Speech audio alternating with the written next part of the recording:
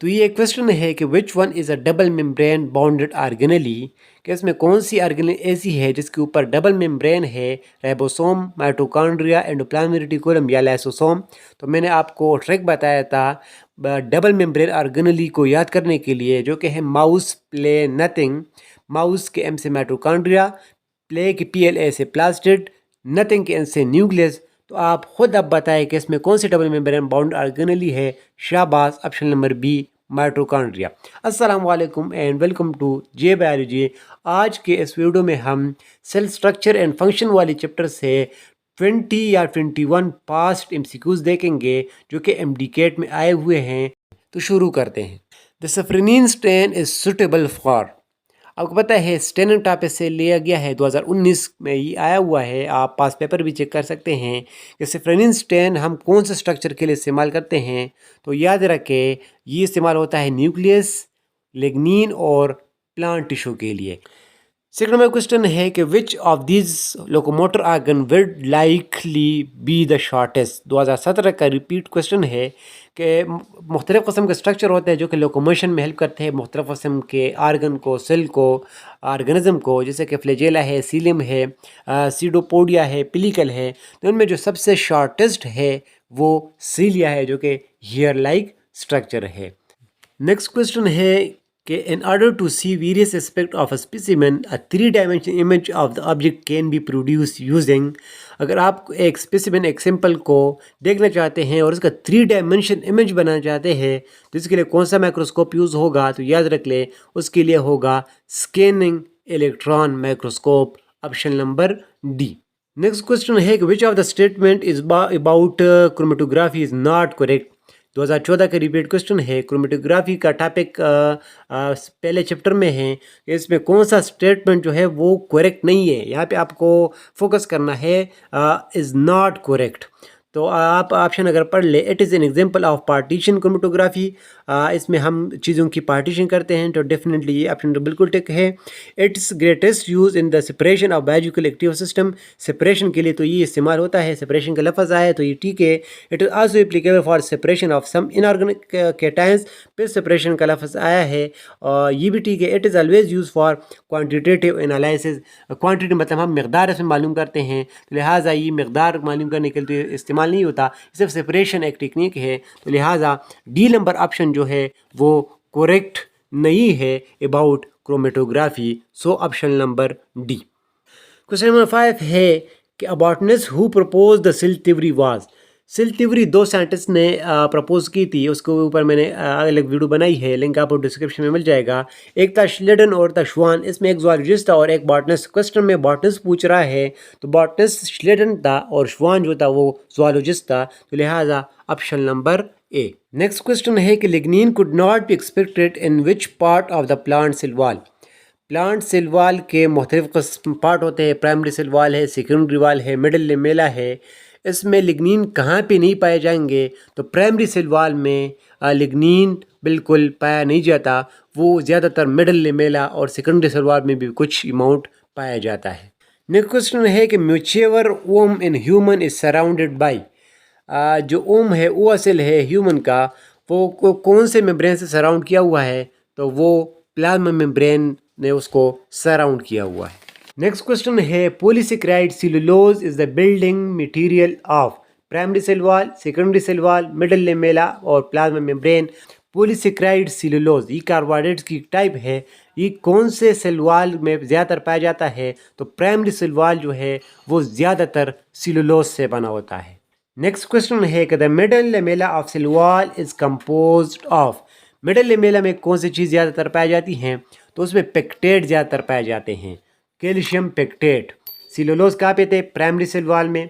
इसके अलावा लिग्निन भी मिडल लेमेला में है, लेकिन ज़्यादातर पेक्टेट है, कैल्शियम पेक्टेट वगैरह ये मिडल लेमेला में पाया जाता है, जो कि सीमेंट की तरह काम करता है और दो एडजेसेंट सेल को आपस में जोड़ते हैं। नेक्स्ट क्वेश्चन है कि the ribosome responsible for protein synthesis are present in the cell. Ribosome हम कहते हैं कि प्रोटीन फैक्ट्री है, ये साइटोप्लाज्म के अंदर कहाँ पे पाए जाते हैं, तो आपको पता होना चाहिए कि ये एक तो एंडोप्लाज्मिक रेटिकुलम के साथ अटैच होते हैं और उसको रफ बनाते हैं, और इसके साथ साथ ये साइटोसोल में साइटोप्लाज्म में फ्री भी मौजूद होते हैं। तो लिहाजा option number D both A and C, A floating in the cytosol और सी है bound to rough endoplasmic reticulum. Next question है कि the centre of porphyrin in the head region of haemoglobin is occupied by, एक है haemoglobin और एक है chlorophyll. इन दोनों का स्ट्रक्चर तकरीबन एक जैसा होता है, लेकिन कुछ फ़र्क है।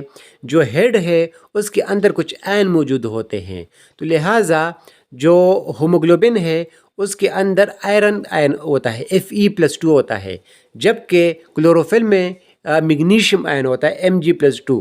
तो यहाँ पे किस चीज़ का पूछ रहा है? हीमोग्लोबिन का पूछ रहा है। तो इसका ऑप्शन क्या होगा? वो होगा आयरन, क्योंकि वहाँ पे आयरन मौजूद है। नेक्स्ट क्वेश्चन है कि the usual position of the two centriole in the relation to each other is it right angle इन।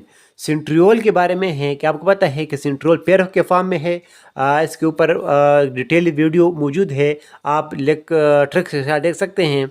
और ये हायर प्लांट्स में मौजूद नहीं होता, ये सिर्फ और सिर्फ एनिमल सेल में और लोअर प्लांट्स में मौजूद होता है। और एक दूसरे के ऊपर राइट एंगल इसने बनाया है, 90 डिग्री एक दूसरे के साथ ये पड़े होते हैं न्यूक्लियस के साइड पर। तो ऑप्शन नंबर डी होना चाहिए, क्योंकि ये लोअर प्लांट में है और एनिमल सेल में है। हायर प्लांट में ये एब्सेंट है, और ये एक अलग एमसीक्यूज भी आपके लिए बन सकता है। नेक्स्ट क्वेश्चन है कि which of the following do not play a role in intracellular movement. आपको पता है कि सेल का जो स्केलेटन है, जिसको हम कहते हैं साइटोस्केलेटन, वो मुख्तलिफ़ किस्म के प्रोटीन से बना होता है, जैसे कि है इंटरमीडिएट प्रोटीन है, फिलामेंट है, माइक्रोफिलामेंट है, इसके अलावा माइक्रोट्यूब्यूल्स है।